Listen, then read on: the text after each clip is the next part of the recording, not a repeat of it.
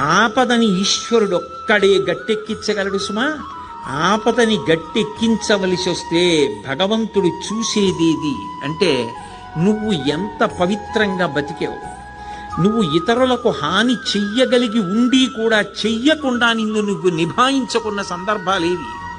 నీ కోపాన్ని నువ్వు ఎలా నిగ్రహించుకున్నావు, ధర్మానికి నువ్వు ఎలా కట్టుబడిపోయావో చూసి పరమేశ్వరుడు కౌగిలించుకుంటాడు. కబీర్ దాస్ గారు ఓ మాట అంటాడు, ధీరే ధీరే రేమనా ధీరే సబకుచి హోయ్ మాలీసించే సౌకర్య ఋతువాయే ఫల్హోయ్ అంటాడు.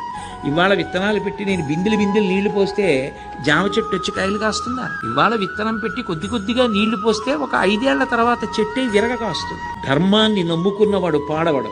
ధర్మానికి ఫలితం శాశ్వతమైన ఫలితం కాలంలో కనపడుతుంది. ఆనాడు ధర్మం పట్టుకున్నవాడు ఎంత గొప్పవాడో మిగిలిన వాళ్ళకి కూడా ఆదర్శం అవుతాడు. ధర్మం వదిలినవాడు నశించిపోతాడు. అది నిరూపించాడు భాగవతం ప్రారంభంలోనే.